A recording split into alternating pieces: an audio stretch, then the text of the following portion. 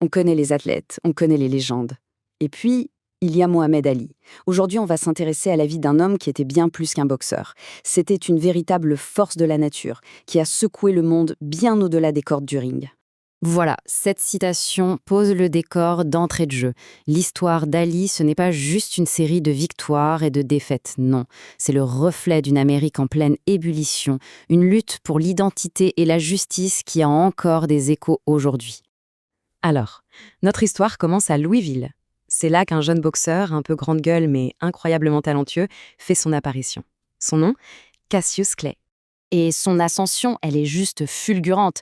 Pensez-y, en à peine 3 petites années, il passe de champion olympique amateur à superstar chez les pros. Tout ça porté par une confiance en lui absolument inébranlable. Regardez bien ce chiffre, 30. 30 victoires d'affilée pour démarrer sa carrière professionnelle. Il donnait l'impression d'être tout simplement inarrêtable. Mais attention, ce n'est pas tout. Il ne faisait pas que gagner, il dominait. 22 de ses victoires, c'était par KO. On parle là d'une puissance de frappe qui était, disons-le, terrifiante. Mais alors, c'était quoi son secret? Eh bien, son style, c'était du jamais vu pour un poids lourd. Imaginez un colosse, puissant, mais qui bougeait comme un danseur, avec la vitesse de l'éclair. Il flottait autour de ses adversaires, les épuisait et frappait là où on s'y attendait le moins.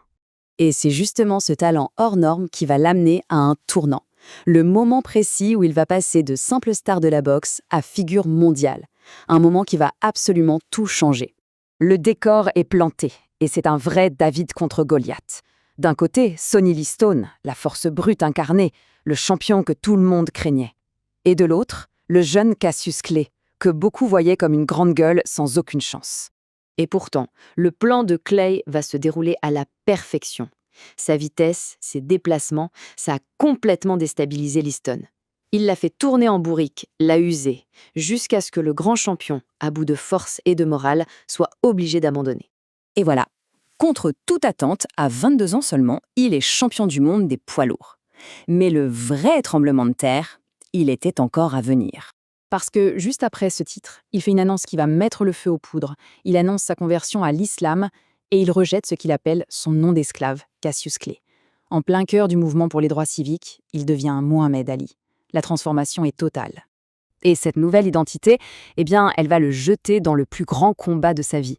Un combat qui, cette fois, n'aura pas lieu sur un ring et qui va lui coûter presque tout. Sa décision a l'effet d'une véritable bombe. En refusant de partir pour une guerre qu'il juge injuste, il s'oppose frontalement au gouvernement américain.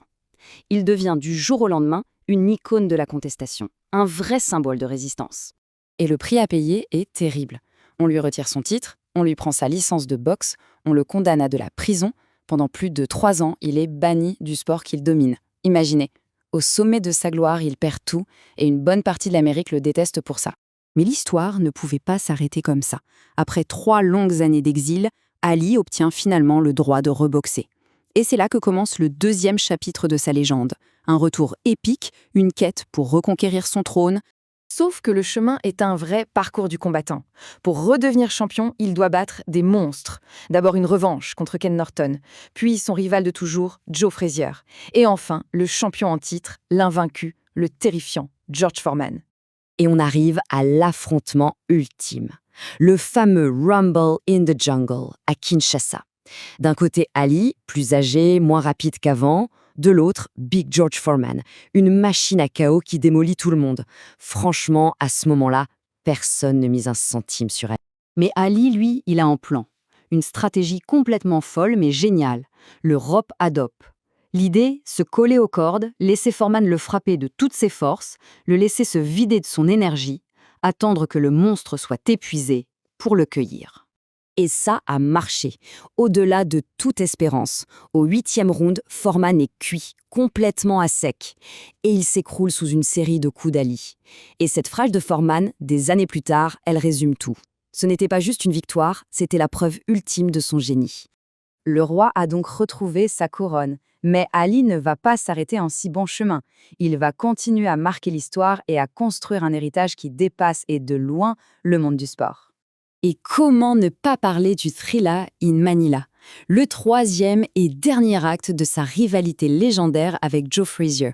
Un combat d'une violence, d'une intensité folle. Sous une chaleur écrasante, les deux hommes sont allés au bout d'eux-mêmes, et même bien au-delà. C'est peut-être tout simplement le plus grand combat de tous les temps. Même après sa carrière, même affaibli par la maladie de Parkinson, Ali n'a jamais cessé d'inspirer. On a tous cette image en tête, tellement poignante, de lui, tremblant, mais le regard déterminé, en train d'allumer la vasque olympique à Atlanta en 96. Un moment d'une force symbolique incroyable. Alors au final, qu'est-ce qui reste d'Ali? Un héritage immense. Il a été un militant, un humaniste, un artiste du verbe et du ring. Il a prouvé au monde entier qu'un athlète pouvait être bien plus qu'un athlète, qu'il pouvait avoir une voix et l'utiliser pour changer les choses. Et on termine là-dessus avec cette question. Qu'est-ce qui fait de quelqu'un le plus grand? Les victoires, la force des convictions, la capacité à se relever quand on est à terre, ou un peu tout ça à la fois?